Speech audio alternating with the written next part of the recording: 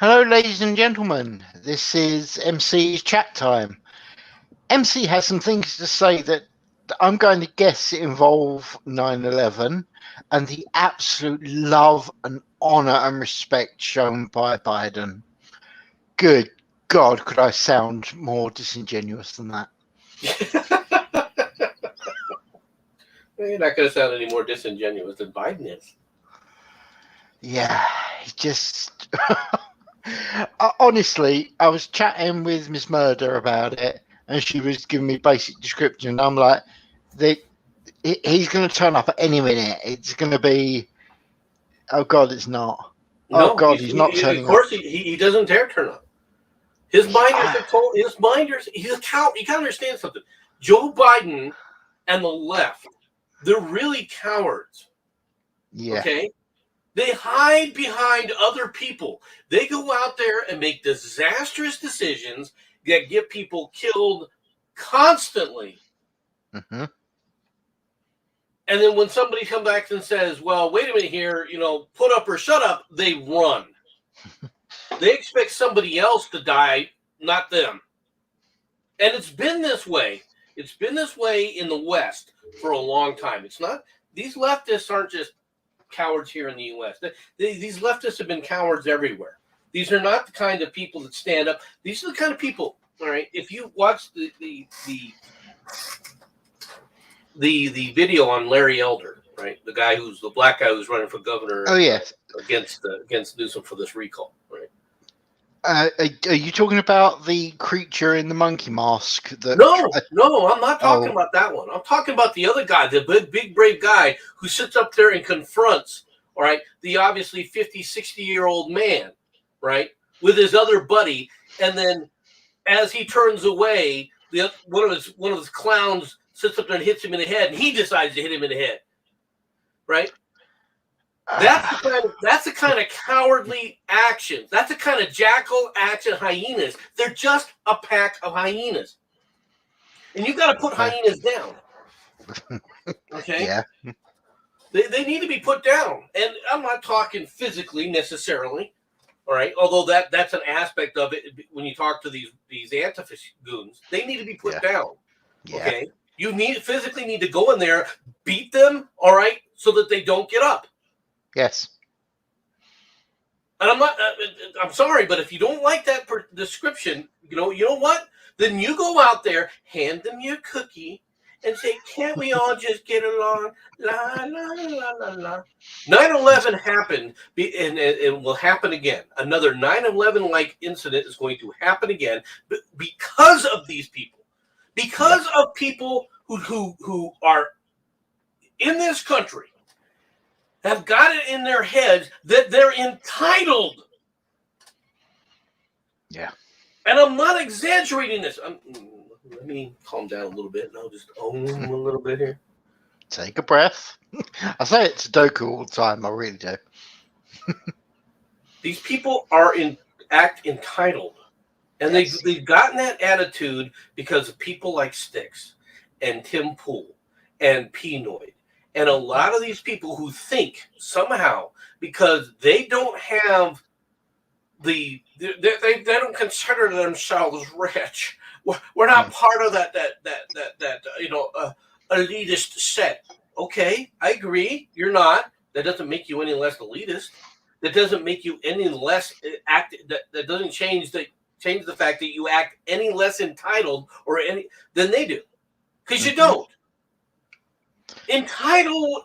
I was listening to a radio station, and it was a commercial. Believe it or not, it had nothing to do with this. It was a commercial about repairing air conditioners. Okay.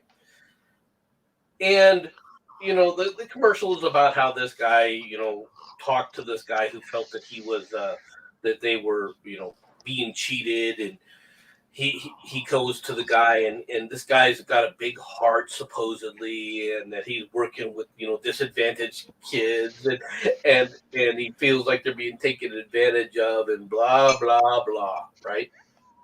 But then he mentioned, right, that they're struggling because the government cutbacks, right? Yep. And at that point, I said, you know what? That's the problem. See, you think this guy is part of the problem. He thinks he's entitled to government money. He thinks he's entitled to other people's money. Well, the government doesn't give you anything, folks. It takes from other people. If you think the government is there to help you, you got. This is the biggest problem. You think the government's there to help? Mm-hmm. Help you? No. The government is never there to help you. And if you think that, it's helped this person and that person, you can look at people who have got their snout in the public trough, but don't forget, there's a lot of squealing pigs in that public trough, and there's not all of them are the big fat ones. Granted, they take the lion's share, but the other squealing pigs are just as entitled. Oh, yeah. If you sit up there and are complaining because of a government cutback, and you're quote unquote in a charity and you're supposed to be helping people, guess what? You're an idiot. I am sick to death of this crap. I'm sick to death of these people who come out there can't sit up there and want to preach about how they're so erudite. And they understand, it's the culture. You got to understand the culture that's going on, and the cultural situations there with the situations, over in Afghanistan. And see, we can't win that. So we can't win that war. We can't. Why not? Agreed. From Matt, government gives me all kinds of stuff. Heartburns, migraines. They're very generous. No, I can't disagree with the man. The government gives out all these lovely, horrible things. Bankruptcies. Oh, there you go. Now they're running around giving you a freaking vaccine. See? Free gifts all the time. Stop complaining. You've got to sit up there and use a gun to tell somebody to take a shot. What does that tell you? Yeah, it is worrying, isn't it? It's the problem with that is the fact that if you don't like the fact that people don't trust the government, well, then maybe the government is the problem. Yeah. Okay? Maybe you should be figuring out, why don't people trust us? And don't try and come back with, well, it's the disinformation. It's your problem. Yeah. It's the fact people don't trust you. And the reason they don't trust you is because of what you've done. Not because of somebody else. It's because of what you have done. Well, they don't trust us because these people are giving out disinformation. It's not because of disinformation. It's because what you did was lie. You got caught in the lie, and then you're running around trying to find an excuse to blame on somebody else. Yes. Or am I being a bit too harsh? No, but Carl, am I not coming across right? Carl's got it right there. I trust the government. I trust them to lie to me and cover their own asses 24/7, 365. I don't disagree in the slightest. No, he's exactly right. He is exactly right. It's sad. It's sad because we're here with this situation right now. 9/11 happened. Why did it happen? Because we were over there. So we were over there. We've been messing around over. Oh, that's why it happened. Really? Where do you get that over there? Well, that's what they told us. That's what they said. You had a Bin Laden come up with the excuse of, because we sit up there and saved Kuwait, that's the reason. Oh boy, that's the reason that they're going to come out there and try and kill us. Really? But MC, come on. You shouldn't be over there. I mean, good God. I don't want to be over there. Stay where you are. I know. Jensen, I don't want to be over there. I know. Okay? I know. If they'd have done it my way, we wouldn't have been over there. Oh, no, that's not true. The pilots would have been while they were flying. Well, not for long. We wouldn't be That's over there true. for 20 years. No, maybe an hour, maybe 2 tops. Yeah. You know, 6 or 7 days of a heavy bombing campaign to sit up there and go, look, we don't care what villages we wipe out. We don't care where you guys are. If you don't sit up there and give us Bin Laden, every freaking village that we find, every community, we're just going to wipe it out. You guys better get off your asses right now because we're just going to kill you all.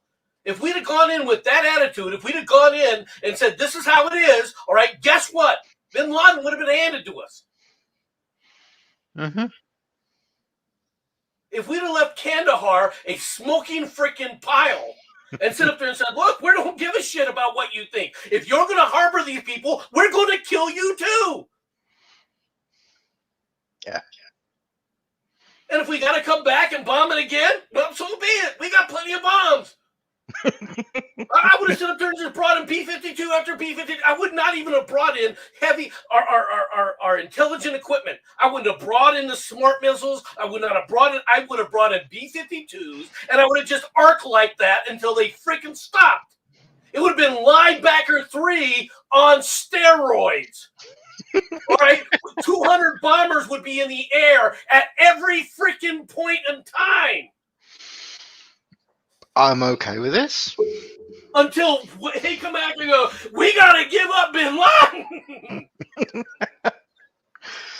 At least you're giving them the choice. I'm just going to ask, though, just for, just to make sure you're not going on political on us too much. You would actually stop once they gave him up, right? No. Didn't think so. Well, Okay. I would stop. That's your chance. That's your chance. You brought him out. You brought everything else out. All right, because you sit up there and said, "Okay, we finally get." You know what? Mm-hmm. If we'd have done that, we wouldn't have had to go to Iraq. True. All right, we wouldn't be having problems in Iran. That entire region would have been stabilized. But see, people want to go over there and conquer. I don't want to go over there and conquer. Okay? I want to remove the threat. I don't care how you live. Just like I don't care how the Japanese lived, or I care how the freaking Germans lived, right? Or even the Vietnamese. No, in Vietnam, you have a better case of saying, well, we got into that thing for the wrong friggin' reason. No problem. I'll agree with that. Mm-hmm. Okay? Once we were there, it's a different story. But if you can come back and say that we got in there for the wrong reasons, all right, that's okay. You and I have a lot of commonality there. All right? But by the same token, don't come back and start bitching and whinging about what happened over there in Afghanistan. We didn't do anything. Yeah, I wonder why we didn't go in there and just blow out these areas. How come, okay, what's that city of... how come the city of Mosul exists? Okay? Yeah. How come? Good. How come Fallujah? How does Fallujah have a name attached to it? Aside from, this is a crater. And I'm serious. Yeah. People think I'm joking about this because, it's brutal. You're such a genocide. It's not genocide. It's called war, and you'd better get used to it because it's coming here, folks. As much as you wish, they won't come over here. We can quarantine this. Really? Tell me how you're going to quarantine shit because you haven't been able to demonstrate you can't quarantine anything without placing forces over there. The same forces that you were bitching and blaming were the ones that caused the problem. Fair. I'd just like to point out, Carl, possibly a tiny, and no, only a tiny bit extreme, but he's suggesting kill the jihadists and wrap their bodies in pigskin and bury them face down. You wouldn't have to go back. Maybe a tiny bit over the top, but you know what? Gets the job done. A tiny bit over the top. Really? Really, Jensen? You were going to tell me that? Yeah, why would you... That was the standard for the British Army. I know, but shush. Okay. I know. Look, we've actually agreed it was a teensy bit over the top now. Okay. Did it work? Yes. And it wasn't Yes. over the top. That's a fair statement. I can't, I'd like to try and defend it, but yeah. If it worked, then it's not over the top. This idea that somehow you can find another way. Well, we've been looking for another way for freaking 200, 300 freaking years with these asshats, folks. Yeah. And it's not going to change until they realize that them going out there on the right, until they realize that gets them all dead. Mm-hmm. You want to stop what's going on right now?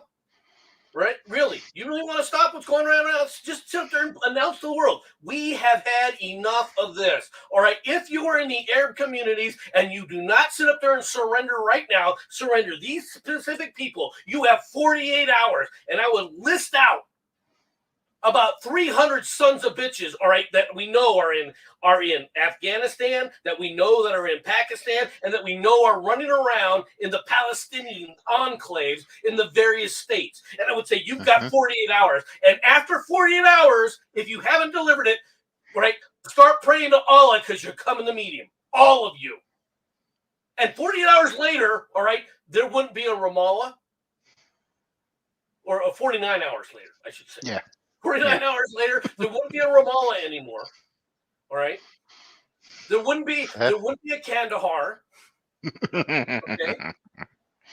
There would not be a Fallujah. Fallujah would cease to exist. Yeah. Okay. And you would sit there and go, look, we're just going to continue. All right. Area by area, we are going to make sure you're not a threat to anyone. Good luck living in the Stone Age. We're bombing you back to the Stone Age until you say, okay, here they are. Yeah. And what would we get from the rest of the world? What do we get from the rest of the world anyway? Shut the hell up. No, you're not wrong. You've had 300 years to step up.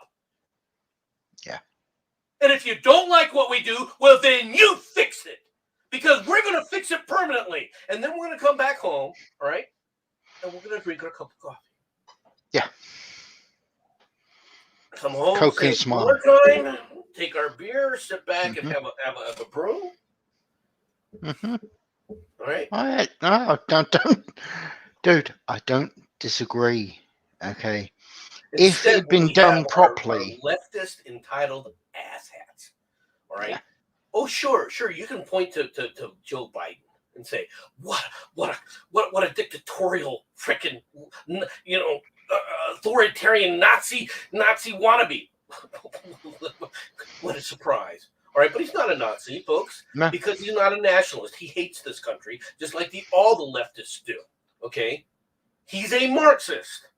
Call them what they are. They're Marxists. They're communists. They don't like the nation. They have done nothing to ever defend the nation. They do everything to tear it down because the nation, the very concept of a nation, all right, is a threat to their power.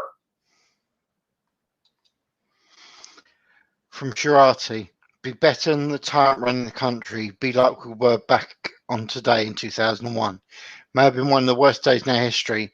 It's our country and people came together and helped each other. There we go. We didn't care about colour, age, gender, etc. We just wanted to get along and make sure everyone was safe. People, to an extent, she's right. But what she never realized, and I saw it then. All right. I saw it then when this happened. Now, where was I on 9/11? I was in Baltimore. Well, actually, I was in Columbia, Maryland, actually. Okay. Right. And we were in a training class. Mm-hmm. And, of course, the training class didn't go on. Right? Yeah. Because the plane hit, and everyone was, I can tell you right now, the first thing that happened is when the first plane hit, everyone thought, my God, what happened? Okay. And so people were, you had the film crews and everything out there filming the fire that was going on in the one tower. Right? Yeah. And while they were doing it and it was live, right, you see the other plane come in. Well, I watched it live. Yeah. And it hit. And I said, we're under attack. We're at war now. And about 30 minutes later, the guy who was supposedly running the training course came in and go, okay, let's get back to class now. I said, what the hell are you talking about? We're at war. Wow. Right? There was nobody was going back to class. No. Okay. So what the hell is wrong with you? And no, this is the nonsense. This is the nonsense that goes on, folks. Dude, one sec. Shirachi, no, it didn't happen. It must be you, hun. Kara, mate, I just wanted to answer a question. Well, it's either that or YouTube. True. Oh no, YouTube doesn't like what we're saying. How will I cope? That's never happened before. No, YouTube doesn't like what I say at all. Neither does Twitter. Yeah. They don't care. YouTube doesn't care about creators who are using the site for creation, right? So using the site as a platform, right?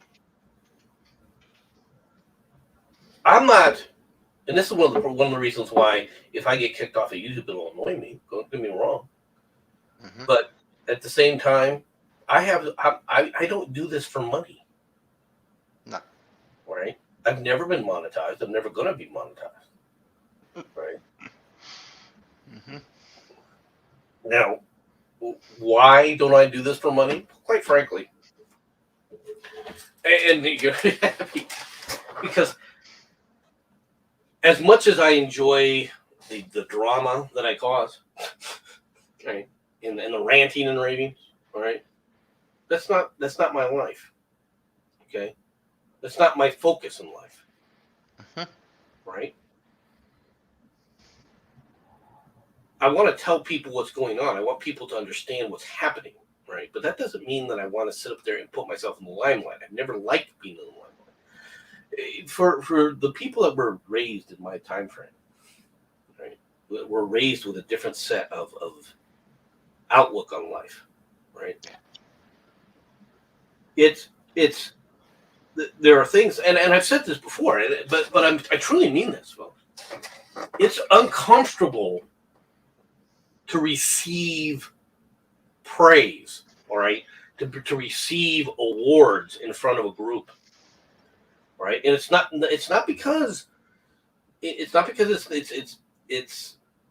because you're trained to be humble, right? You're taught to be really humble. A lot of people look at me and say, you're far from humble. Really? When do I brag about myself? Really? You don't. When do I talk about myself being above everyone else or doing something other people haven't done? Right? I don't do that because it is a form of braggadocious. Right? The braggarts annoy me. It's one of the problems that I had with frickin' Trump is the fact that he even existed was that gets under my skin. Right? That braggadocious, we're going to build better. We're going to do this. You're bragging, dude. You shouldn't be doing that. It's not. I understand it. I understand it's a cultural thing. Right? I understand it's a New York. That's a New York affectation. But it still doesn't lessen it anymore that being braggadocious. And it's because, quite frankly, you're taught not to be an asshat. Okay? And I'm gonna be real blunt. Let's make an assumption here. Let's make an assumption that somehow, we don't know how, that maybe Susan Walensky, had a fatal heart attack and died somehow. We can but pray. Oh, And sorry, did I say it out loud again? Damn it. well, and Google said, you know what? We're going to start promoting content of other creators, and we have this guy. We call him MC. All right, we really think that we're going to promote you. We're going to promote you out the wazoo, right? And you got 100,000 people, right? Yeah. You know what? One of the things I would never do. Go on. I would never have that play button up. Okay. And you would have to convince me to put the play button up. And the reason would be, all right, is really it's not me, right? I'm not comfortable with that kind of an award. I don't need to show people, look, I'm popular, right? That's one of the reasons why I'll never be popular is lots of people, to be perfectly honest. All right, I mean, it's not going to happen. But I don't need to show people all the time that I got that play button in the background. I wouldn't put it up there. Right? It's not that I wouldn't appreciate it. It's not that I wouldn't be. In a certain sense, that would be doing a disservice to the audience because it's really the audience's award when you think about it from that standpoint. All right. So I can understand why people do it from that perspective, but the reality is a lot of these guys, they do it for themselves. Yeah. I got so many people here. I got so many people there. Who am I talking about? Well, I'm talking about, a lot of these idiots that are even supposedly on the same side as me on issues, which, quite frankly, I mean, let's be honest. Is there anybody on my side? I'm not trying to be a dick. Well, not completely a dick. You understand my point. Yeah. Right. It's not that I do appreciate everybody that in my audience, the small little audience that I have. I like chatting with people. I like having that express. That's the one thing that would, one of the reasons why I would really hate even getting over 1,000 people. Right. Because if you get an audience of about 300 watching you, right, just interacting with them would become very difficult to do. Oh God, yeah. Right. I feel sorry in some ways for people like Omegon. Now, Omegon tends to shy away. I shouldn't say shy because that's not the word I'm really looking for. Right. He tends not to engage in his audience the same way that I do. Right. He engages the audience with creating a video and then putting the video up, right? Mm-hmm. The audience engagement is different, right? Mm-hmm. I'm on your side, MC, because it'll be easier to push it from.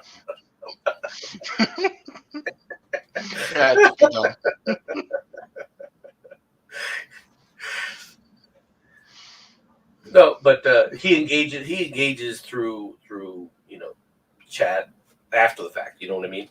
Yeah.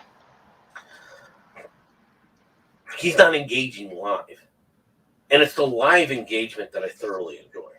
Yeah. Right.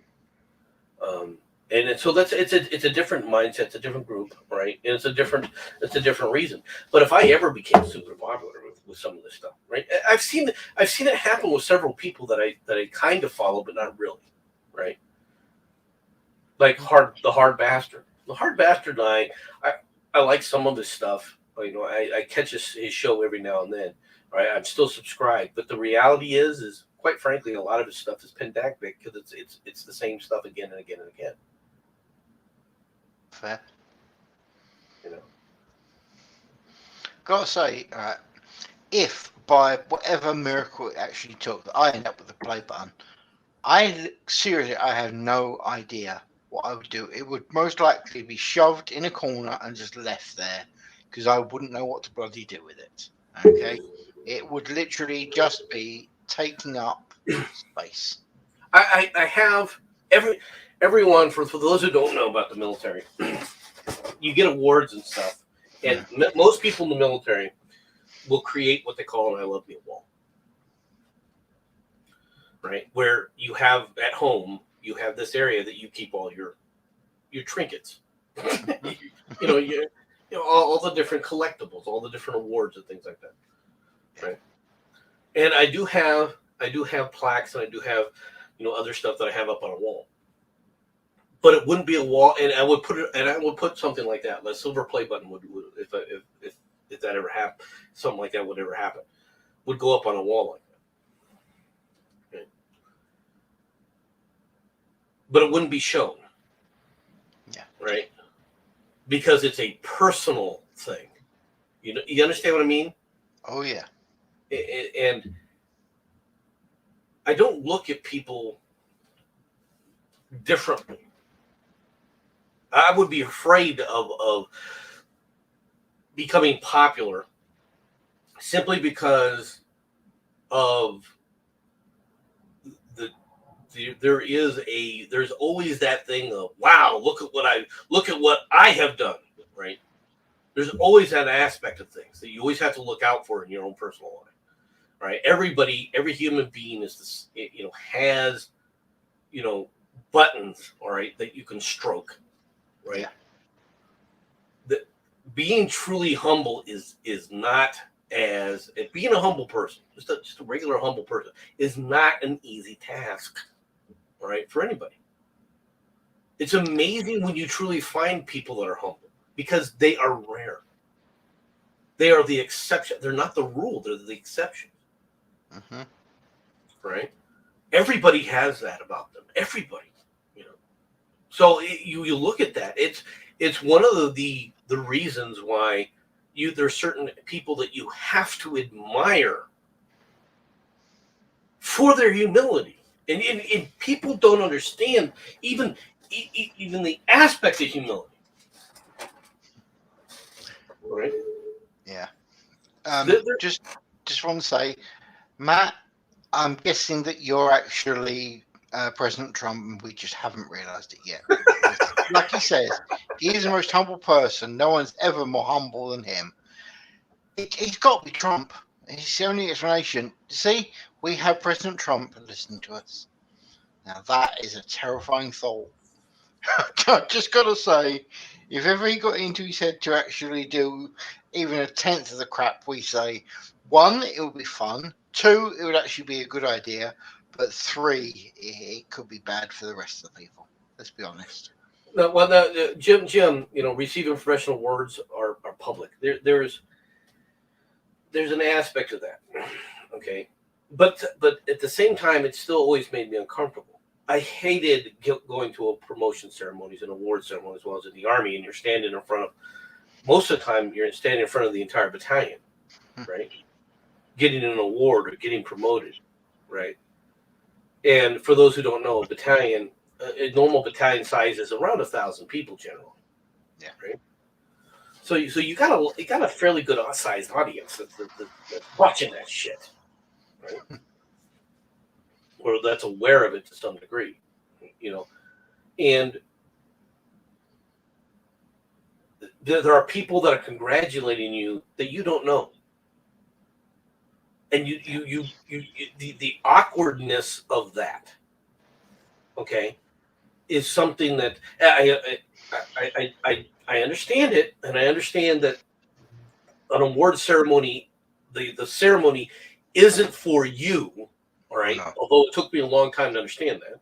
I'm not going to lie, all right? That's one of the reasons. You have to learn that to get those awards, that you're giving them a chance to sit up there and give you praise. That this is what you're doing it for them. It's still not about you. And as long as you keep that in mind, it became easier to stand there, all right? But it still causes me willies. I'll be honest with you. To stand, not to stand in front of a crowd. I can stand in front of a crowd and preach all day long, right? That's never the issue. Yeah. Right. But being praised for it is something entirely different. Now, I realize that there are people that they take to that like a duck on water, You know what I mean? It's just a natural aspect, and they just flow right into it. But it's so easy if you go down that road, if you allow yourself into that environment, it's so easy to lose yourself. You can see it left and right. And it goes back to, like I said, there's a problem with entitlement, but it's not a problem the way too many people think. Oh, there's a problem with entitlement. I'm not going to deny that. Okay? The problem, though, is the way you're thinking about it. Because too many people think that the entitled are this group of the super rich and the corporate and the people who have more money, those are the ones that are entitled. Okay, yeah, there might be entitled people that are part of the corporate gulag and part of the governmental structure, rather, not gulag, but the collage, right? Yeah, there might be entitled people like that. All right, some of those people are entitled. They have an elitist mentality, but it's not any different if you're poor. To sit up there and look at somebody else and say, I'm owed this, is as much of an entitled attitude, whether you have money or not. Yep. And there's far too many that don't get it, that don't get that. Okay, yeah, you can say that these people are acting entitled, and I would agree with you, but that doesn't mean you're not acting entitled as well. If you don't want other people acting entitled, if you think people are acting entitled, rather, okay, yeah, I get that. But you know what? Then you'd better recognize what it's like when you're acting entitled. Don't assume that you're somehow not part of that as well. And like I said, anybody who sits up there and is saying, the government owes me this, or the government should be doing that, or the government should be giving me X, Y, Z, whatever it is, you're an entitled asshole. Yep. Okay? Yeah, so I'm chuckling at Miss Murder. I'm owed sleep and I'm owed animatities. No, you're not. You're not owed anything. Okay? I can prove you're not owed anything. You're from Chicago. Just deal with it.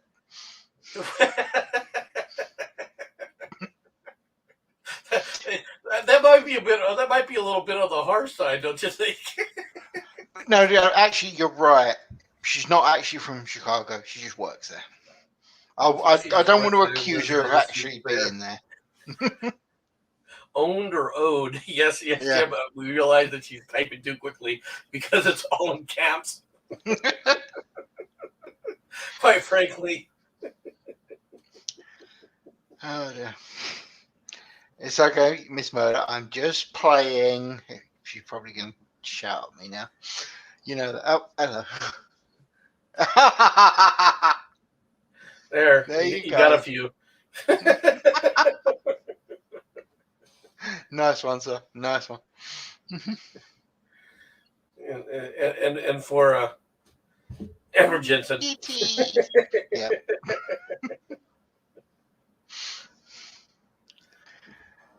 The thing is, it's not just me. You know full well Oz absolutely loves this too.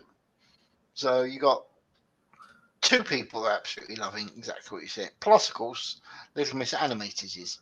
MCs. Try telling women that they're not owed anything. Hey, Vulcan. All right. First of all, I'm not going to go down the pedo thing. I'm talking about the attitude that you're owed something from other people. All right. And what I mean by that is from that society owes you something. Okay. From a social perspective, not on an individual perspective. Okay. And this goes back to another concept. You owe me respect. No one owes anyone respect. All right. What about that human dignity? Everyone deserves what you deserve, what you think you deserve, and what you actually deserve aren't always the same thing. Usually not. I agree. I'm not saying that you shouldn't act a certain way, but if you want society to act a certain way, then quite frankly, maybe you need to stop worrying about the rest of society and taking a look at yourself first. If you want racism to be a thing of the past, then you're going to have to do away with your racist attitudes. Truthful. That's the truth. Yeah. If you want somebody else not to treat you or to treat you with respect, well, then earn it. All right? Respect is earned.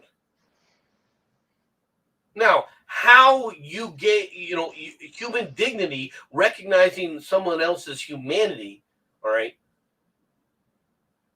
That is something internal. That's an individual thing.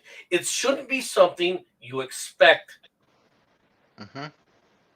And the reason I say that is all you got to do is look around this country right now. Now, Sharwardi had mentioned earlier that on 9/11, it brought the country together. Yeah. Not really. Right?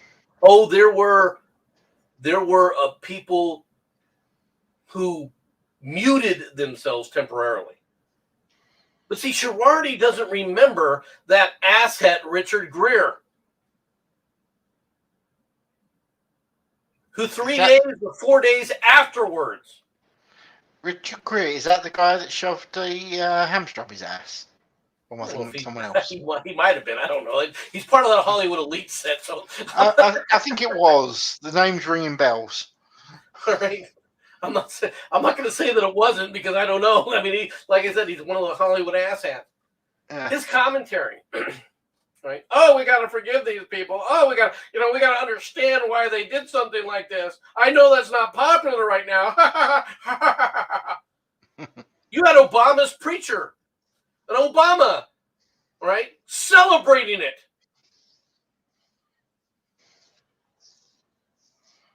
You had Reverend Wright. America's chickens have come home to roost. We deserved 9/11. Uh-huh. We were united? No, we weren't. It was a facade that we were united because the one thing the media did is the media stood up there and hid it. They were terrified of standing up and doing what they're doing now. How many? Look, you had these reporters even today that talk about how they were facing combat. We were dodging things left and right because it was the good war. And of course, then they find out that these people didn't do any of this stuff, like that idiot on NBC, right? Right? They wanted to use it for their own purposes, so it wasn't because they were proud to be Americans. They had no intention of. They've hated America too. They just knew that this was not the time to do it. All right, so they tamped down a lot of that.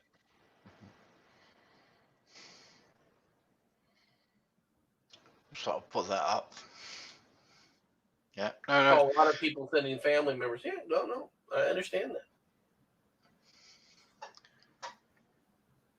But that's what the media was. But that's because that's what the media was, choosing to show you. Yeah. People forget a lot about this nonsense, about what was really going on. They were doing everything they could. They weren't cheering America on. The media wasn't cheering America on. From day one, all right, when we started to take action, they were complaining about it. Except for the fact that when the Democrats started going, I want in on it too, because I see a way of getting in on it. People like this jackass that we have as a president right now. Well, we screwed up, Afghanistan. Well, why'd you screw up Afghanistan? Are you saying that you didn't sit up there, that you were trying to fix Afghanistan? What have you ever done to try and fix Afghanistan? In the time he was in Congress, throughout that time frame, all right, where he voted for the war and everything else, what was he doing to try and quote unquote fix Afghanistan, aside from feed our enemies intel?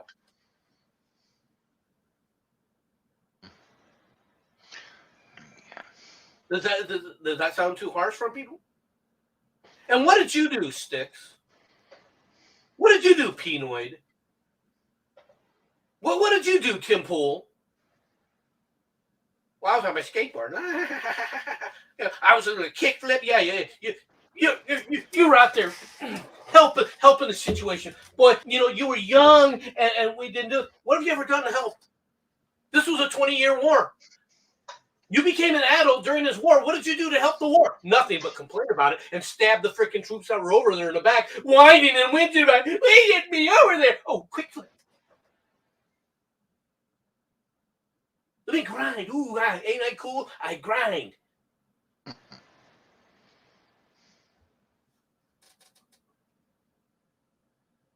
What have you ever done? What? Tell me one thing that these people have ever been successful at. If it's ever gone, oh well, you don't understand. You don't understand them, so you don't understand the culture over there. Oh, I don't understand the culture over there. I would venture to say that I have a very good understanding of the culture over there. It's you who doesn't understand the culture. It's these people who talk about, well, I've read this book and they're tribal over there. You've been over there. You know what these people are actually like. These people are not what you think they are. They're not, they're family oriented and they're good salt of the earth people. No, they're not. No. Okay? Their mindset is like nothing you have ever seen, and you do not recognize it. There is not a difference in the mindset of the average Afghanistani and the average Taliban member. There's not. I'm not talking about the specifics of, well, are you going to harm me or are you going to harm somebody else? These people do not care. None of them do about you or your life. In fact, they want to see it destroyed. It's just a matter of the Taliban are willing to do it personally. The other ones, they'll sit back and wait for the Taliban to do it.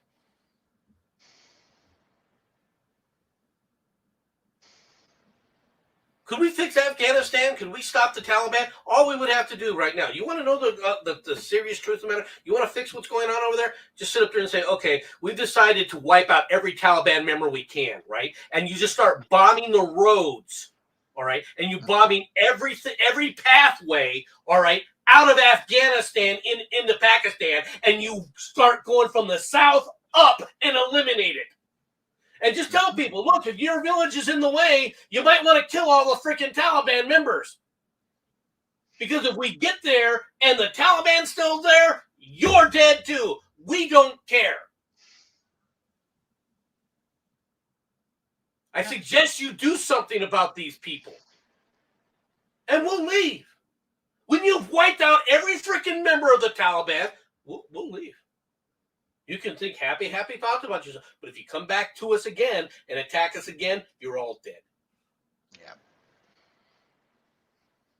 Not just the guy who's going, I don't know. All of you who gave that guy food, who gave that guy shelter, who gave all these terrorists money, right? Who helped them build bombs, all of you. Yeah, MC, if we were actually going to kill all the people that were giving them money, you do realise, and this may sound like I'm joking, but I'm probably not, and that's disturbing.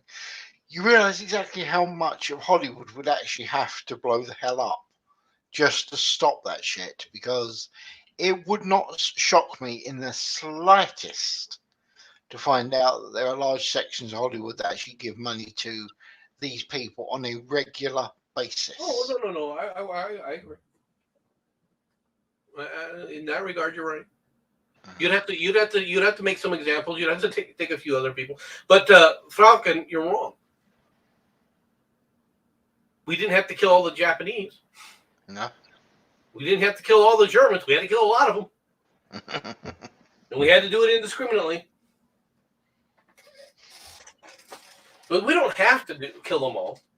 Right? Because the ones who don't pick up the guns, if they start saying, okay, I fear America more than I fear the Taliban, that's when you fixed it. Because then they'll change. because nobody likes to live in fear. Well, why are you afraid of the United States? Well, because they bombed us. Well, why did they bomb you? Well, because we were a bunch of assholes. We were supporting people that attacked them. Oh, okay.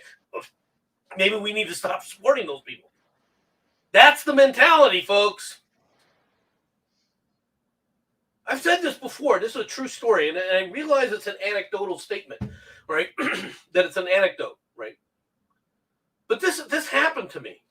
We took a colonel that we sent over to Iraq, all right, and when we were it was me and another guy were acting as his driver that day, right? And we asked him, how things are going, and he told us. He goes, "Look, here, we had an incident, all right, where this forward base that we had was taking sniper fire, and these guys." They were just taking sniper fire and they weren't doing anything. The troops that were in there were just basically hunkering down. And I said, I walked out there with my translator, right, and a megaphone. And I said, repeat this verbatim. And he goes out there in the front of the gate with the Afghanistan, or not, or the Iraqi rather, translator, and said, the next time we receive frickin' sniper fire from any one of these 3 buildings, we're not going to ask. We're not going to sit up there and complain. All we're going to do is bring these buildings down to the ground. Yeah. Right. These apartments, and we don't care if you're living there. We don't care if you're staying there. All right. These 3 buildings. All right. If we get any more snipers from any more sniper fire, we're going to eliminate its ability to be a threat to us. All right. The next day, at the front gate, 3 bloodied and beaten snipers were delivered to the American forces. Works wonders, doesn't it? Okay?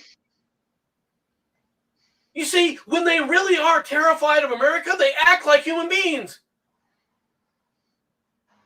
Otherwise, they act like animals.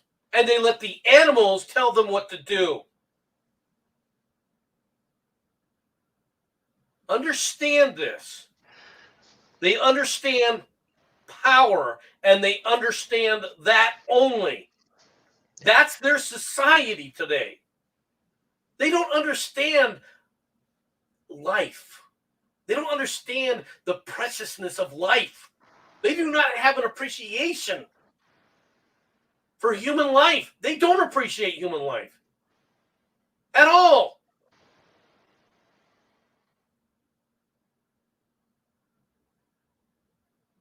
This is a problem of Stone Age living, of 12th century culture. Their view of human life is not the same. When you sit up there and tell people that human life is precious, you know what they hear? They hear, well, yeah, of course my life is precious. No, all human life is precious. It never sinks into them that other people's lives are precious. All right, especially if it's outside the family unit. And when I'm talking about the family unit, I'm talking about the direct family unit. Yeah, exactly. Maybe it's just me, but it kind of reminds me of a certain group that's floating around over here nowadays. Black Lives. No. Can't remember. Just saying. Well, we're only our lives matter. You notice that bit then, huh? Good. I thought, I do have to check because sometimes I do spot things and I can be wrong, but it does appear to suggest that only Black Lives Matter, meaning no one else matters. And no, I'm sorry. I realise that there are a lot of people out there that are probably not going to like what I say, but no. Joking is, I'm putting joking to one side on this. When I say no lives matter, I mean it. Yes, Murder, I agree with you. No lives matter. Because, like it or not, whether you're an absolutely diamond person, I mean a living saint, or whether you're quite simply Hitler, you all die. Okay? So, no lives actually matter. The only way you matter in any way, shape, or form is how you're remembered.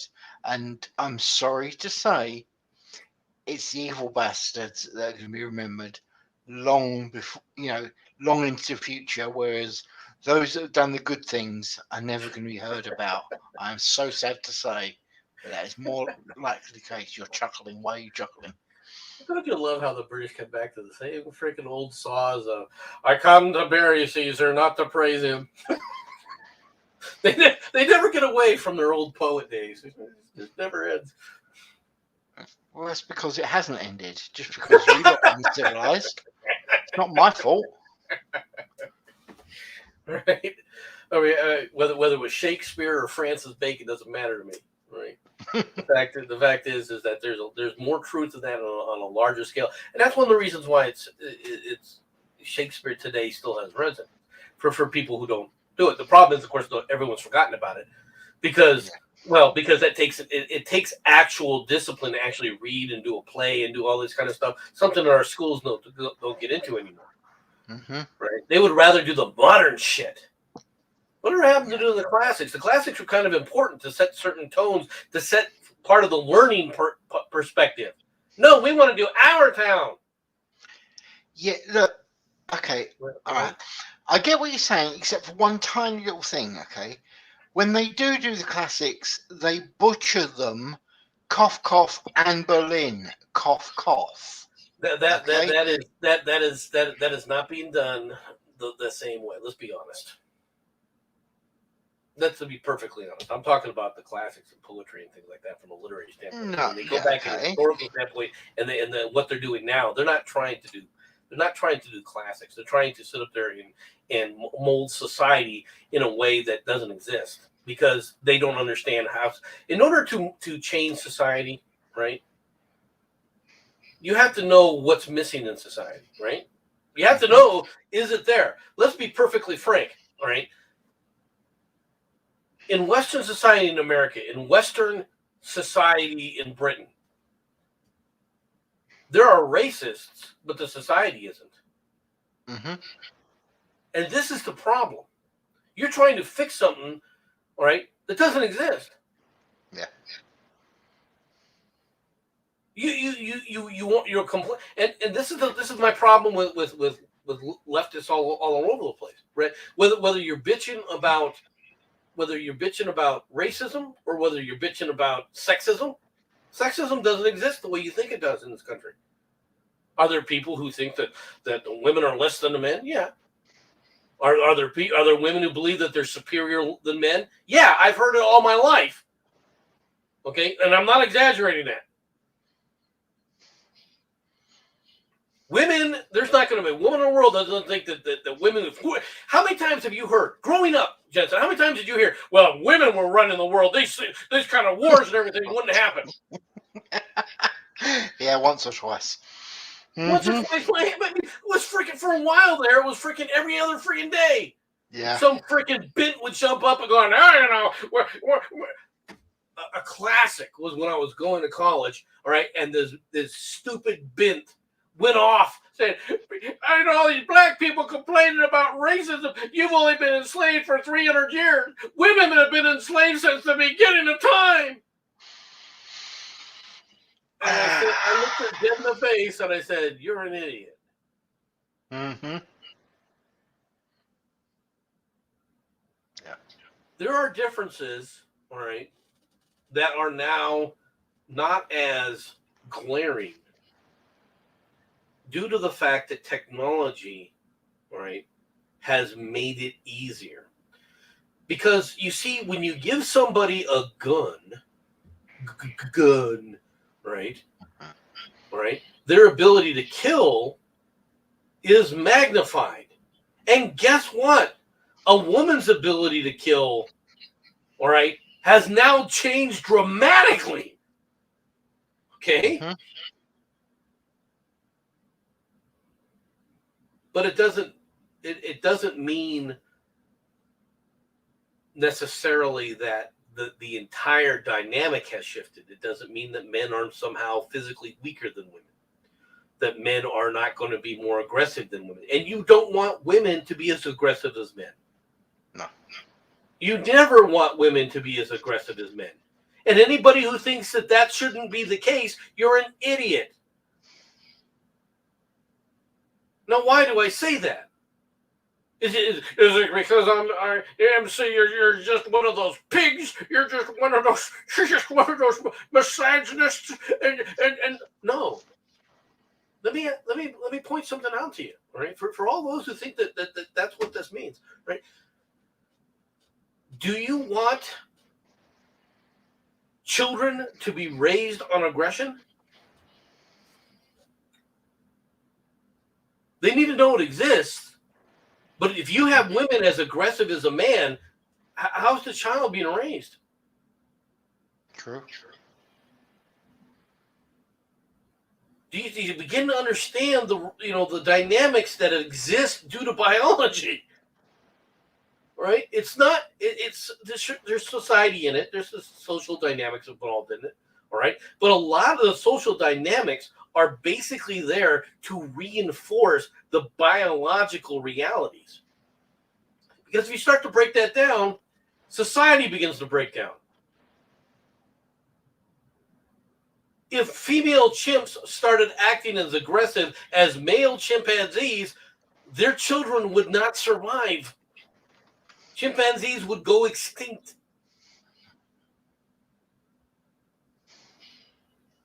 That's reality. Yeah. It's a recognition of where we are in the world, and as far as what we're like. Yeah, we are different. All right, we are in the animal kingdom in the fact that we can rein in our emotions via intellect, but that's what separates us. The reining in of those emotions. And I'm not talking about like I'm doing right now, expressing myself verbally. No. Am I going around killing people? No. Am I going around there shooting people? And believe me, folks, I have a violent personality. You haven't been caught doing it yet. That I want. It's not that you necessarily. I don't want to put any, blame your way. I'm just saying you haven't been caught doing it. The difference is important. Well, the difference is important, but I'm not going around just this person pissed me off and putting a bullet in their head. Would I like to? Right? People think that I'm a psychopath. It's not that. And to be honest, that what other people think is not terribly important to me. Okay. Would it be a good thing? No. If I let my emotions rule me, right, what would happen in society? You have to sit up there and control yourself. You've got to rule over those emotions. You have to, because if you don't, you end up with what's going on right now. Yeah. How many times have we been listening to these? So ever since we put in this whole domestic violence, we got to be aware of domestic violence. We gotta do something about domestic violence. Okay, since you put in those policies in the decades and decades and decades, you've been focused on this. Can you show me where you've had success? Do we have less domestic violence than before or more? Yeah. Seriously now. I want people to consider that. Do we have more or do we have less? Because I can tell you right now, if you walk in any one of these freaking child protective services or women protective service places, they'll tell you it's out of control. Matt, nice concept. Don't get me wrong. A tiny bit extreme, but you know what? I'm not disagreeing with as a concept. I really ain't. Just saying, mate. There's concept and then there's reality. Yeah. Wolves don't try to conquer things. No. Actually, what you want to do if you're going to do that, you genetically engineer ants to be human-sized and basically have a carapace. I am not going to sit up there and give women that any more freaking control than they already have. Shh, it's a plan. Leave me alone. Give me a minute. You've been beaten just too many times by B. Yeah, no, I've actually just learned it hurts less. Okay, just agree and just do it behind their back. It's so much easier. B has not been a positive influence on you, Jensen. Never has. To be fair, I've never said she has. So you know, It's a joke, B. Don't get the harpoon out. it's not a joke. B, kiss my ass. What's that noise?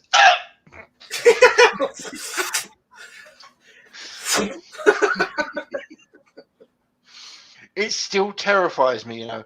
She actually put a GoFundMe together to get her a harpoon gun, and people were actually giving money to her. It's terrifying a concept. Thankfully, oh boy, am I thankful for this, but she never got enough money. But people were actually willing to put money into this. I don't understand why. Well, I'm not going to say anything. I'm not going to create a problem for you. Yeah. Just know that there's options. All right. Yeah. Don't give her any ideas, okay? Just don't do it. But the thing is that this morality that people have gotten into, this leftist morality, that somehow your morality is directly tied to your income. No. You're not a more moral person because you don't have as much money as Donald Trump. That does not make you more moral than Donald Trump. Okay? It has nothing to do with it. It doesn't make you any more or any less elitist than Donald Trump. Right? Especially in today's society, right? And the reason I say that has to do with the absolute wealth of our society. The absolute wealth of people. Folks, do you know what it would have been like to live in the 1800s? Does it even occur to you what life was like when you never had indoor plumbing? When indoor plumbing was the exception, not the rule. Did you realize what the 1800s were like? The thing is people didn't have time, all right, to invest in their emotions. Mm-hmm. Now, one of the problems that we have in our society today is people indulge in their emotions because society is so wealthy. You don't have to worry about, I'll be perfectly frank, people don't have to worry about food. And what I mean by that is not that I'm saying nothing. My finger slipped. people back in the 1800s, all right, Mm-hmm. weren't going, how can I, can I afford groceries? Okay, that was not in their thoughts. No. Okay, what they were literally doing was, how can I find food? Any food. Okay, there was not a grocery store. This idea that people have of how food was produced. No, you had to grow it yourself. You had to protect it yourself. You couldn't let Mr. Rabbit hop into your garden because Mr. Rabbit could literally eat you into starvation. This is why Mr. Rabbit was killed. And then we found out that rabbits have nice fur, and then we have another reason to hunt rabbit. Okay? Yeah. This is why people shot these animals. Why do people hunt foxes? Right? I'll tell you right now why they hunted foxes. Fox hunting came into popularity because people said, you know what? It's freezing outside. And these nice little fur booties are much more, my feet don't get cold anymore. Sorry, Mr. Fox, you lose. I want your coat. I can wear it better. Trust me.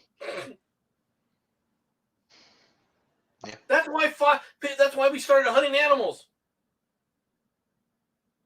2 reasons we hunted animals. Because we don't have hide. Okay? We don't have fur. No. We got hair. We don't have fur. We don't have a thick hide. Weather sucks. Our ancestors learned a long time ago, weather sucks. We need to change our environment somehow to survive this weather. And you get these idiots like Pinoy. Oh, we need to learn. We need to learn to live with nature. Go pound sand. Pinoy, you couldn't live with nature if you frickin' tried. Go tell me you can live as one with nature. We're gonna have Native American attitude of living with nature. Oh, really? The Native American attitude was living with nature. That's why they frickin' hunted the frickin' beaver to almost extinction. All right, because they said, you know what? We're gonna live with nature. But at some point, one of them got it in their heads that the beavers were giving them smallpox, so they declared war on the entire beaver population.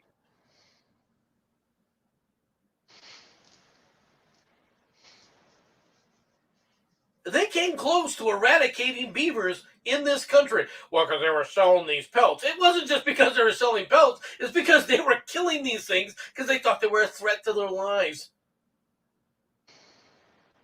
Now, it was a backwards way of thinking. You can say that from a 20th century mentality, sure. But back then, how are you going to tell them they were wrong? It did make sense, that's fair. Apparently, according to Falcon, beef tastes good. That has got so many possibilities of what you just said there as meaning different things. So let's not go there. Falcon, I remember what it was like when Columbus landed. Being 7 was nice. I'm just trying to point out that people who think that they understand the way the world works and what the world is, we need to live with it, nature. Really? When did we step outside of nature? Tell me the time frame when we woke up one day and went, oh, we're no longer part of nature. We're no longer part of the planet. You know what? Oh, we're not even on the planet anymore. There's not a lot of people who can say that. No. And none of them stayed out there. They all came back one way or another. Okay? Have you noticed? Nobody's buried on the moon yet. Just putting it out there. It's true. No, nobody's buried on Mars yet. Mm-hmm. Elon, anytime you want to hit on, giving you a choice there, dude.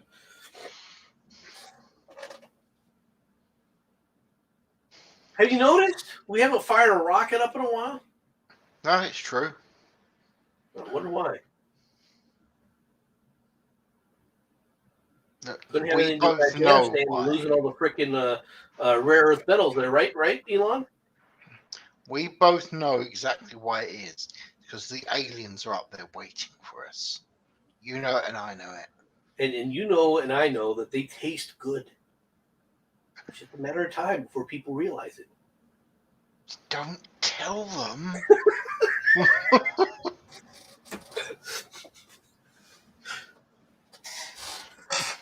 Do you understand? Do you understand? You know what I'm trying to say, folks. It doesn't make you, because you don't have something. It doesn't make you more moral. Why were churches so important and played such a pivotal role in society? I can tell you right now, because back then, in order to live in society, mankind is as violent as it always has been. Mm-hmm. We're not more violent or less violent, really. We're about the same. The difference is when you're living with others, you can't, especially other human beings, you can't be violent. You can't engage in your orgies of violence. But you're going to find out that the hard way, folks. They do say that humanity is 2 meals and 24 hours from really exciting time. They're not necessarily wrong. Okay. If you actually stripped all electricity from the planet, it really wouldn't take long for humanity to go mental. And I mean, absolutely batshit crazy. The number of people that would die if all electric just disappeared, you're probably looking at about 2/3 of the planet would actually die off. And I'm not just including the people that need electricity because of the medical things they're on. I'm just talking average Joes would end up, the moment you run out of food, which wouldn't actually take as long as people think it would, the moment you run out of that, people are going to start twitching. And then it's, hey, I've heard that so and so at the end of the street has a load of food saved. And a whole bunch of people turn up at so and so's house, and people accidentally get killed that way. No, people aren't going to accidentally get killed. People are going to sit up there, are going to become desperate. Yeah. And the reason they're going to become desperate is because they have never dealt with the situation the way it is. It'll turn into a wanton area of destruction for a while. But I would say this to you, Jensen. I would say this to all the people who were like what you said. I agree, but I disagree. Number one is, what I agree is that a lot of people would die, but I don't think it would be the numbers you think it is. Okay. The reason for that is it's cannibalism. Yeah. Yeah. Okay. Right. I'm not. I don't discount cannibalism, right? As being as coming into being. Sure. When you say that 2/3 of the planet would die, yeah. No, I believe it would get 2/3 is not an unreasonable number necessarily over the entire time frame. But the reality is people would be dying, but not in the kind of, especially in these cities, right? Yeah. Oh yeah. The cities would kill each other off left and right. The people in the rural areas, right, would be shooting people, and they will be shooting people coming from the cities. Because what will happen is the cannibals will start to try and forage, and when they try to forage outside of the cities, they're going to be met with violence. Let's be fair, mate. The people out in the rural areas would barely notice that electricity had disappeared and would probably carry on quite calmly for quite a while until such things occurred. But that would only take a couple of weeks. That would only take 3 weeks, about a month. True. Right, and that's the sad reality. Can you imagine what would happen, for example, if you ended transportation, all electrical power goes out completely to include the generation on moving systems such as ships and so forth. Mm-hmm. Right. If you sit up there and did that, how long would it take before the China would just burn to the ground? Oh God, it would be bad. There would be bodies floating down the Yangtze River, out in the ocean. It would be horrifying. Right. How long would it be for the same thing would happen in Japan and several other areas? They would be, believe it or not, one of the nations that would survive really well overall, and wouldn't notice much, would be North Korea. Mm-hmm. Fair. What do you think would happen? You kill all transportation in these cities, which supply food. Can you imagine what would be going on in Afghanistan today? Or I'm telling you now, folks, you don't have an understanding of what would be going on. The ravaging and everything that would be happening. Good God. Countries that wouldn't be very much affected are not going to be the countries you think. They're going to be the countries you don't even think about. Do you think Mozambique is going to be much affected? Not really. Tanzania will much change in Tanzania? Nope. Actually, it's the civilized places that will have the greatest effect. Let's be honest. I can tell you one place that would have a massive effect and then people don't recognize it initially, right? Because it would take a year for them to stabilize, would be Egypt. Egypt would be a friggin' free-for-all. Yeah. I can just imagine what would happen on the Italian Peninsula. That would almost be fun to watch. True. You know, I mean, I don't think there'd be much difference in France, one way or another. You know, but this is, believe it or not, another nation that probably would survive fairly well after the initial phases, right? Uh-huh. Would be Germany, and the reason is because Germans, people don't understand Germans. Okay, let me tell you something about Germans. You want to know what a German is? A German is a human mole.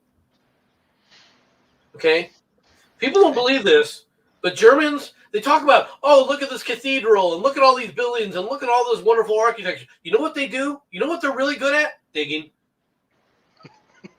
These are people for whatever reason love to dig holes. Mm-hmm. It's an ingrained part of their. I'm telling you, it's an ingrained part of their society. They'd survive because they love digging. They would go underground. I'll tell you what, a place that would probably actually do fairly well. There would be huge chunks of it that would be in a bad way at first, but a place that would actually do really well is Australia. For one simple, and I know we're going to say, but what about the heat? I agree. Like I said, at first there is going to be absolutely horrific death in certain areas, but overall, actually, I think they'll probably do a damn sight better than most people actually think they will, for the simple reason that once you get away from the edge of Australia itself, there is no real tech. Not really. Not when it really gets right down to it. These people have actually kept a lot of the old ways of doing shit. Well, the one thing is they would still have the ability to fish. Yes. Now, I will say this: a lot more will come on the menu. Mm-hmm. All right, a lot of things that they don't talk, that they think that a lot more of these critters will become foodstuff items. Mm-hmm. It would be interesting to see if the kangaroo survived, right? Because they would eat kangaroo. All right, now that wouldn't be the only thing. They would fish. Let's be honest. Yeah. Australia is one big coastline, really. Yeah. Right? The people in the interior would die off, right, to a large extent, right, or run, right, but because they would when they started to run out of food. But at the same time, overall, what you would see is they got a maritime capability that they would continue to exploit. Right, they would fish. They would throw fish nets. They would put fish nets together. They would live that way. Okay, but they would survive. You are correct. Now, the outback, the people who live in the outback would probably live the same way that they normally live. Yeah. That's the reality. But the first winter here in America would kill 2/3 of the Americans. Yeah, kill them off. Boom, dead. You've already seen it. You saw these idiots in New York in the flooded basements. Water's coming in. You might want to think about getting out of the pool. Do you think that when the waters are coming in your basement, do you think it's going to stop sometime soon? At some point in time, you had to figure out what these people. A lot of people drown. You're making light of it. No, I'm not making light of it. I'm calling them stupid. Mm-hmm. Doesn't have to drown. Exactly. Not saying that accidents didn't happen. Don't get me wrong. Tragedies happen, right? You're asleep, and next thing you know, you wake up, but your child's already dead because their bed was much lower to the ground. Yeah. Right. I can understand that. Okay. The tragedies happen. Okay. But the tragedies happen. They act like, oh, this has never happened before. What do you mean it's never happened before?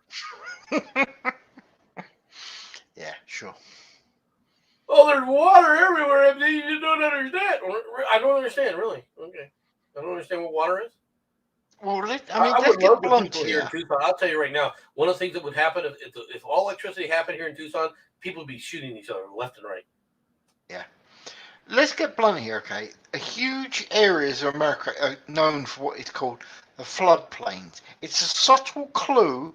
Maybe people don't understand, but the word flood kind of applies when it comes to drowning your ass because the land you're in is lower than the water table. Not necessarily a good thing. It has to be stated.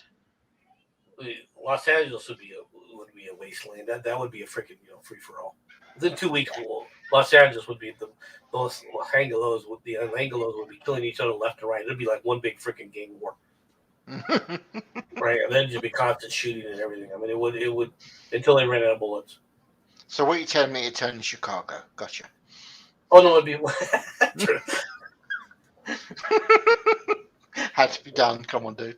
it would be. There'd be a lot of people flooding back across the border. I can tell you that. Yeah. That's how you get rid of. It's bad. You have to kill yourselves to get rid of them. But hey, that's a good way of getting rid of them. They'd be flooding into Mexico. Mm-hmm. A lot of them would be trying to go back home to Mexico. Yeah.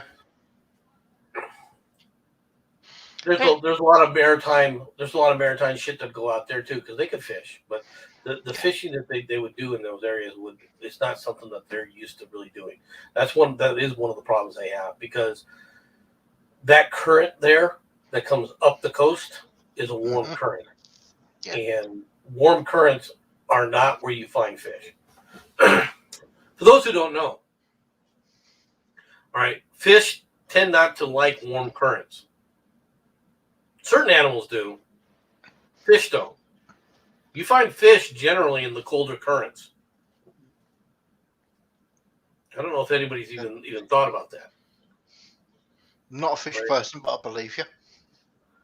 You'll find that out. Like now, there are certain things that help out, but that moderate things. But if the temperatures are fairly warm, all right, you don't have the same kind of fishing ability. It's just one of those things of nature, one of those strange things of nature, right?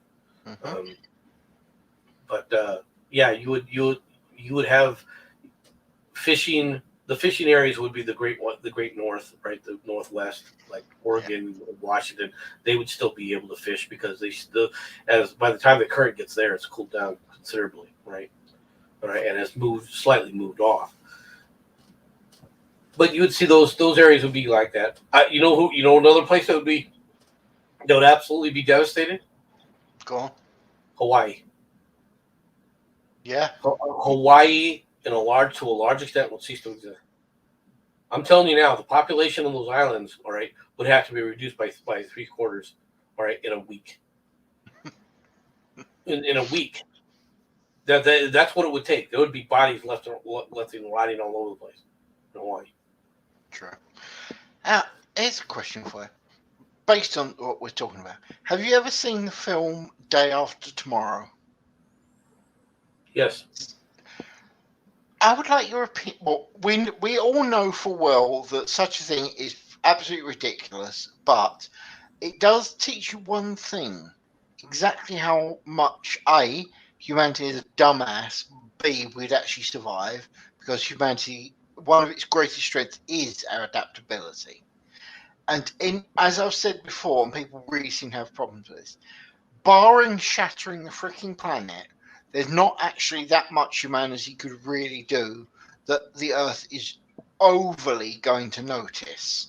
The things on the Earth, maybe, but the Earth itself isn't really going to give a rat's toss about anything we do. This is why all these people that are going on about, global warming. No. Humanity could not get it up to the levels that Earth has been through and not given a monkey's toss about, quite simply. Well, if global warming is not as much a threat as global cooling would be. Yeah. If you had a freaking ice age, right? Oh, yeah. That would change. That would cause starvation around the world. Yeah. Okay. This is something that people have gotten used to. I will say that certain things have happened in the world, right? The world right now is being fed. Yeah. If you get hit with an ice age, you know what? You know what goes away? People. Leafy green. Leafy greens go bye-bye. Mm-hmm. All right? The little ice sheet comes down. What are you eating? You're not eating wheat. You can't have bread. Not eating rice. Can't have rice cakes are out. Okay? Where are MC, you it's getting okay, food? mate. It's okay. We'll just eat avocado toast. We'll be fine. Yeah. Think so? Sorry, it had to be said. Mm-hmm. I'm telling you now, man, there'd be a lot of people dead just from the cold would kill most people anyway. But Yeah. I mean, that's a reality. If you had, for example, if you had the ice sheets from the come down, right? You got to remember they're going to flow. These ice sheets are going to flow along natural lines.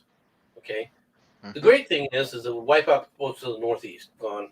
Don't have to worry about Massachusetts and Connecticut and New York and those areas are gone, right? But the Midwest, can you imagine what would happen? Chicago would be gone, all right, Yeah. and then that damn ice sheet would go right down the Mississippi Valley. Yeah.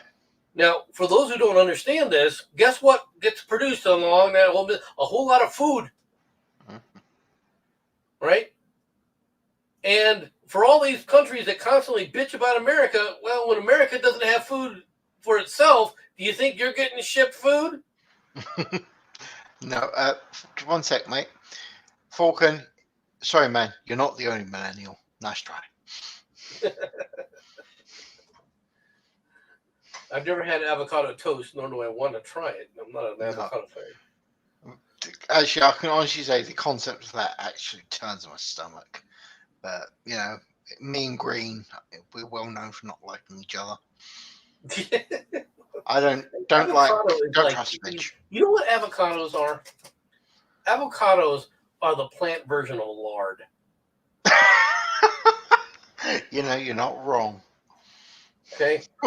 You are not wrong. Letting you know, Mm-hmm. it's like one big fat ball. Ew. That's what it is. With a big pit in it. Yeah. Oh no, to be fair, the pit's kind of cool. I mean, could you imagine that as a sling ball? That's going to really fuck things up. Okay. You get one of them in the head. There you go.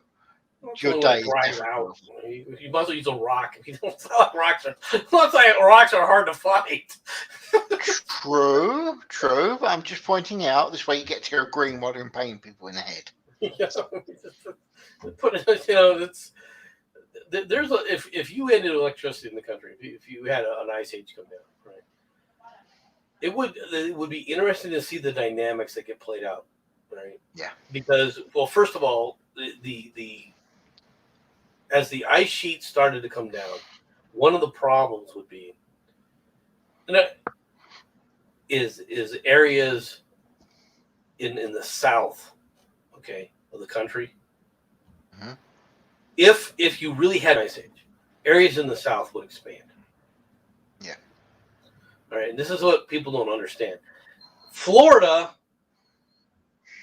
would actually grow. Okay? Because it would no longer, because the sea levels would shrink. If you put enough ice in, and if you have enough ice, sea levels have got to shrink.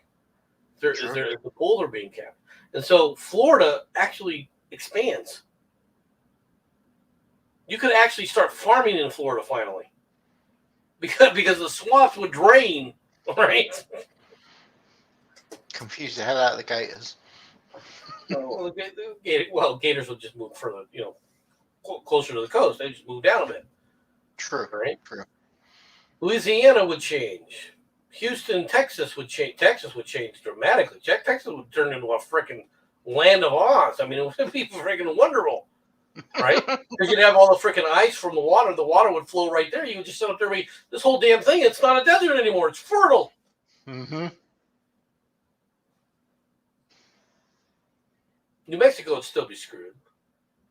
But, all right, I'm not sure about how Arizona would survive. Arizona might be an interesting spot simply because of the weather patterns shifting. That could bring a lot of water here, but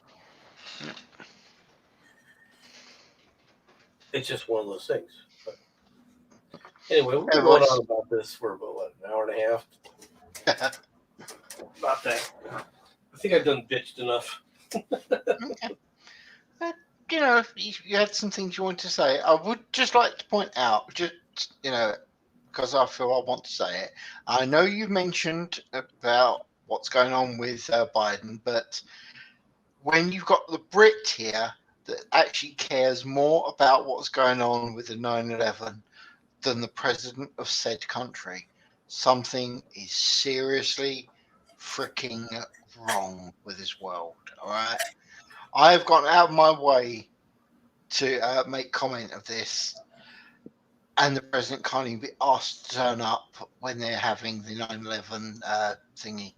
No, I'm sorry, you can't. Something has to be done. Okay, it just has to be done. Okay, yes. So, is there anything else you would like to say, sir? No, I appreciate it. Sorry that you got here late there, boys. Timing wasn't great, sir. It has to be said. But hey, good to see you again. I have ranted enough. It's time to. It's unfortunate that you weren't here earlier. I mean, the time zones didn't match up because last night I decided to imbibe a little bit. Oh dear. Mm-hmm.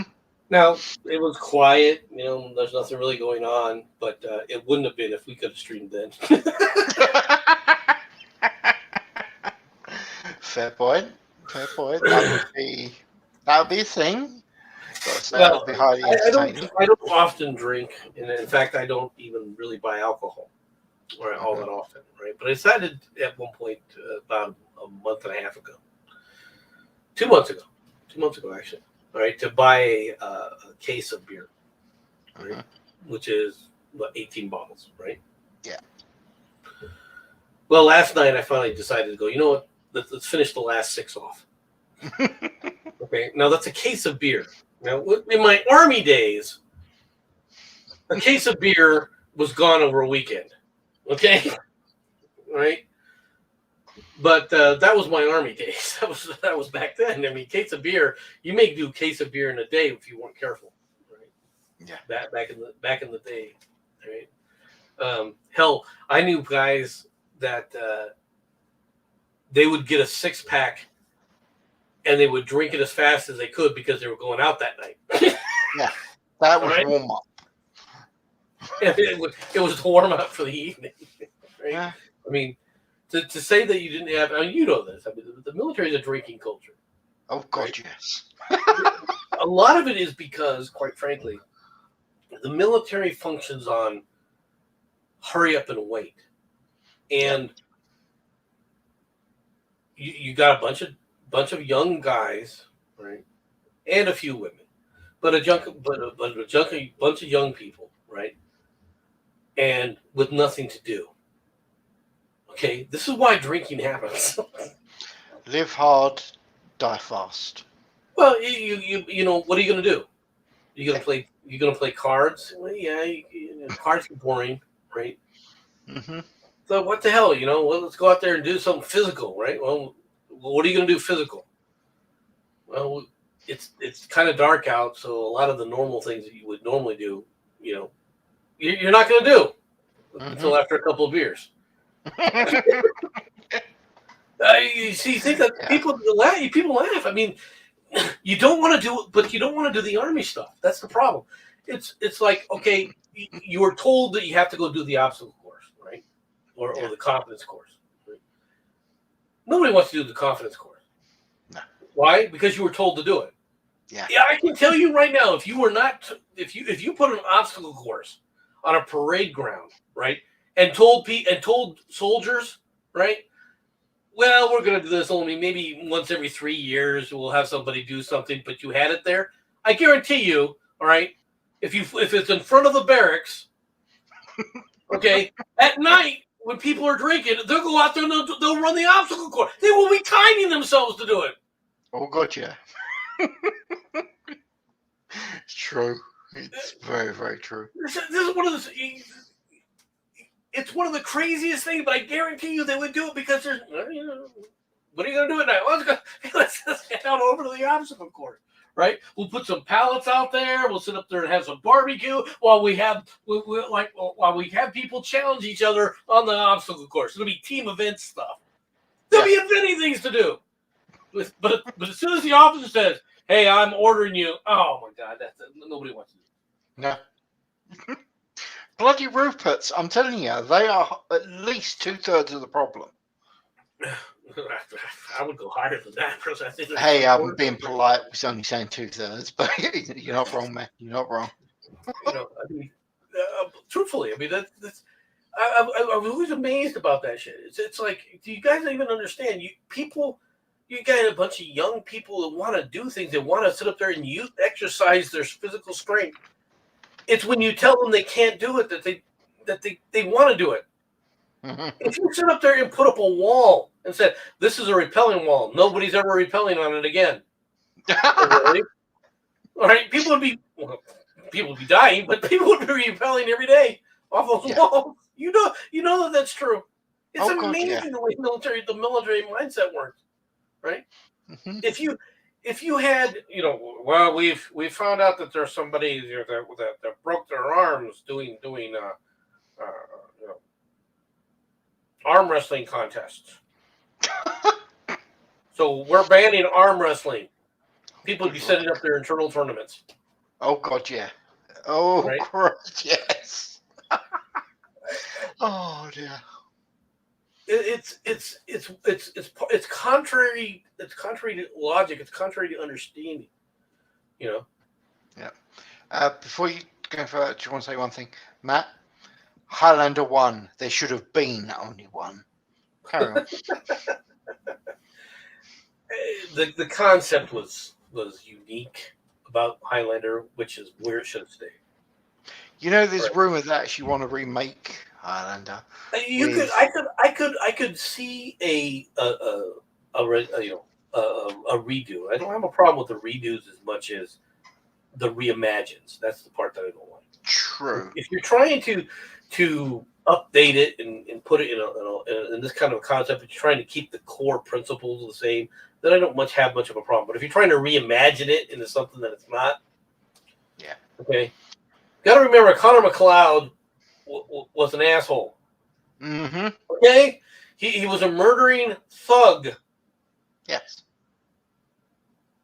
He went out to have a duel with somebody, and he knew that the person was just going to stab him, and he was going to keep getting up. Yes. Just put it out there. And right? Yes, Shrati, that is correct. He wasn't as much as a thirsty, murdering dick as the Kurgan. Okay? But the Kurgan had a very simple point. I want the prize. Yeah. Okay? He didn't... What's interesting is he lived his time frame, all right? But his real goal had nothing to do with anybody else. Mm-hmm. And if he'd have stuck to that, he'd been fine. Quite frankly, he'd have won. If he wouldn't have pissed off Connor McLeod, if he didn't just walk up behind Connor McLeod one day and chopped off his head like he wanted to, right? Well, that shit would have happened. Yeah, it would be a different film, wouldn't it? Well, if it wasn't for the fact that Ramirez was being a dick, Yeah. As I say, with the if they do a remake, there is rumors that Henry Cavill will be playing Connor McLeod, i.e. the bloke with doing Superman. Just so you got a rough idea who I'm talking about. I think that'll be interesting. That's one of the major things I always had problems with Highlander. It was a French guy pretending to be a Scottish guy, pretending to be an American. I mean, what? Well, see, it's interesting because I think that the one, if you're going to update somebody, right, and make him different, right, make him into something to truly keep the thing. Ramirez's character had to be different. Okay, Ramirez What they should have had Ramirez come from, quite frankly, is Ramirez should have come from India. He should have been an Indian.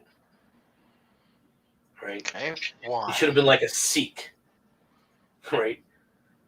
That would have fit Ramirez. Okay? That would have fit a time frame. You expanded the time frame all the way back. Either that or make him an Egyptian. He was Egyptian.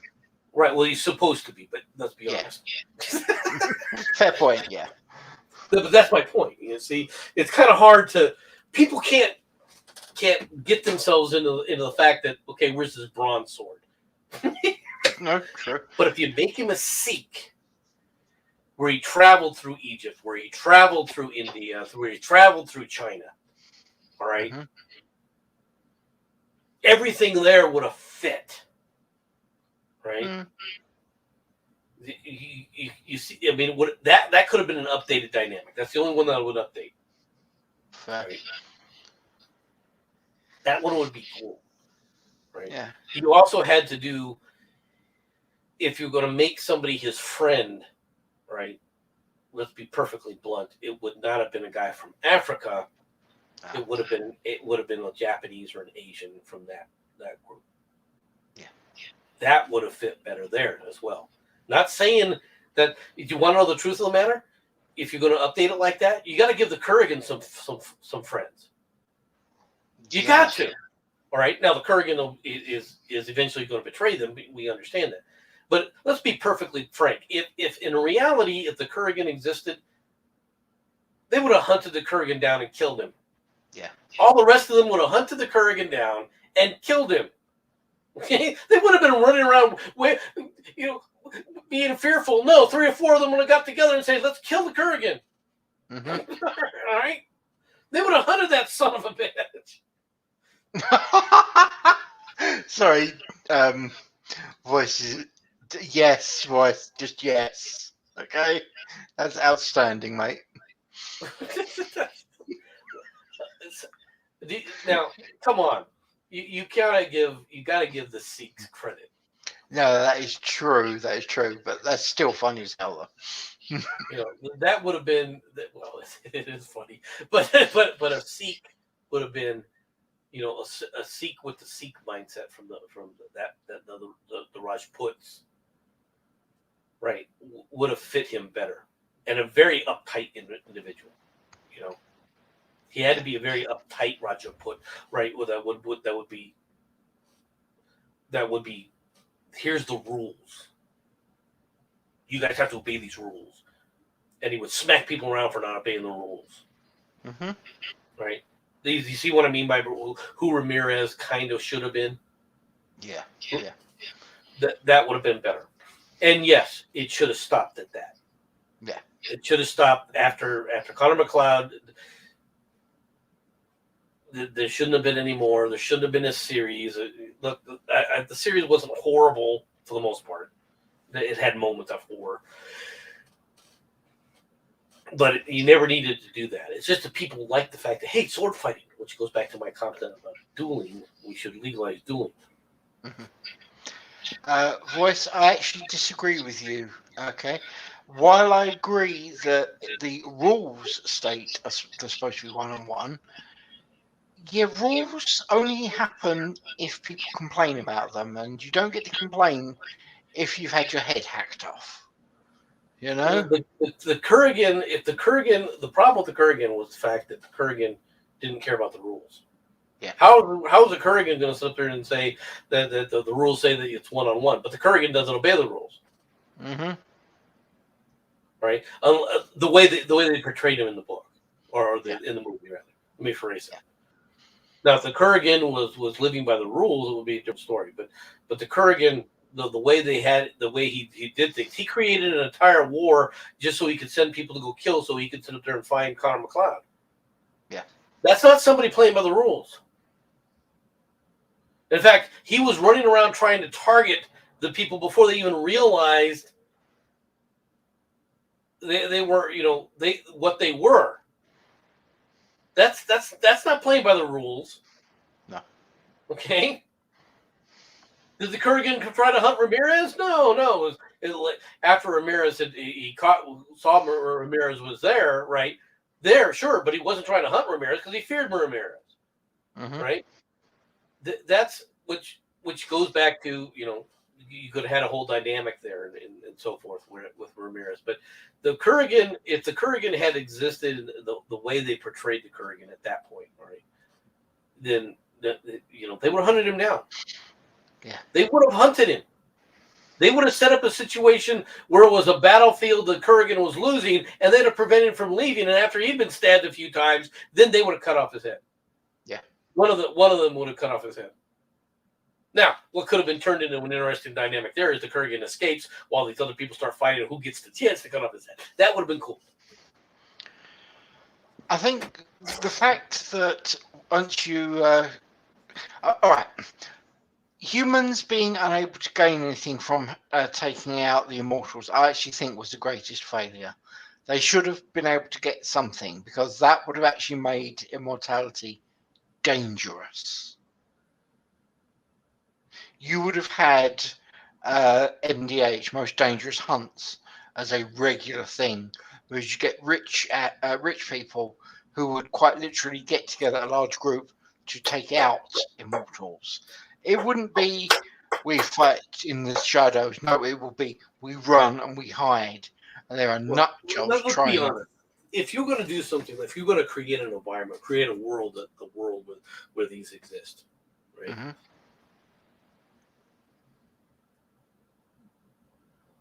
Dracula would be one. Oh, gotcha. Okay. You would have an Aztec as one. Okay. Now, the Aztec would have quickly learned that obsidian swords versus metal swords, this kind of sucks. All right. And you could have had him learning that lesson. Okay. Oh, yeah. Like some Spanish bastard. Right. Where he runs into one of the Spanish guys and the Spanish guy has a sword and he almost dies, but because he slips on something, the other guy wins and goes, you know what, this is my sword now. Yep. But he keeps the Aztec dress and stuff for the most part. That would be cool. Yeah. Right. These things, there could have been dynamics here. You could have done it if you were truly going to do this correctly, right? You would have to create.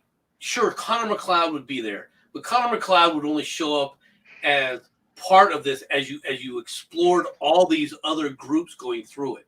He would just be one of many stories you're telling, rather than the all-encompassing story. Does that make sense? Oh, yeah. That would have been a far more intriguing dynamic, because you would have gotten to involved with some of these other characters, involved in some of these other cultural lines. All right, and then you would get to see them. You would start to support them. You'd start to root for them, just to watch them get killed. Yeah, no, you're not wrong. Right. Oh, there's one other thing they should have done with the Immortals. I have to make the point, okay? They should have actually given them proper regeneration, and I'll tell you why. They could lose their limbs and it would stay missing, as shown in the series, okay? There's a couple of people that had hands chopped off, and they stayed missing. That doesn't work, because you're in an era where the removal of limbs was a common punishment. Okay, yeah, I would agree with you there. Yeah. Okay, cool. I think that you do have. Well, for crying out loud, he doesn't wake up the next day with a belly wound all better, but at the same time he would lose a hand. No, that's not it. Yeah, no. The hand. I mean, I'm not saying that the hand should grow back in an instant or anything stupid. Let's say a hand takes a year. I am fine with that as a concept. It's a bit too long, to be honest. Well, a month. I would let the hand would take a month to regenerate. But I would do, which then could lead you into an interesting, you could add a character who was Yakuza, all right? Yeah. Who every now and then had to cut off a finger. Yeah. Right? That would be cool. That would be an interesting dynamic to add to it. Yeah. Okay. The that would be enjoyable, an aspect of it, right? Because one of the things that the Yakuza guy who would constantly show that he'd cut off one of his fingers, right? He would constantly have to chop off like the index finger, right? As a memorial thing, right? And that, well, it'd be even better if he was doing it after he had won a fight with one of them, right? And he'd always leave a piece of his finger there with him. Yeah. See, that could have been a whole dynamic. That's where the whole finger chopping thing came from and everything. That would be cool. Yeah. Yeah. Well, Shirati is correct with something she said. Leave the voice to send MC on a tangent when the show was supposed to stop. I will actually bring it to a close here. But thank you very much, everybody, for turning up. And thank you, MC, for being here and sharing your wondrous wisdom with us. Well, thank you for letting me on. Right, I'm still in suspension until Monday. Okay. Well, as ever, if you do choose to actually do a stream and I happen to be around, I am more than happy to set it up for you, mate. It really isn't a problem. Well, no worries, mate. Thank you for coming along, ladies and gentlemen, and I hope you have a very nice day. Again, for all you, well, actually for everybody, sympathies on the day. Goodbye, everybody.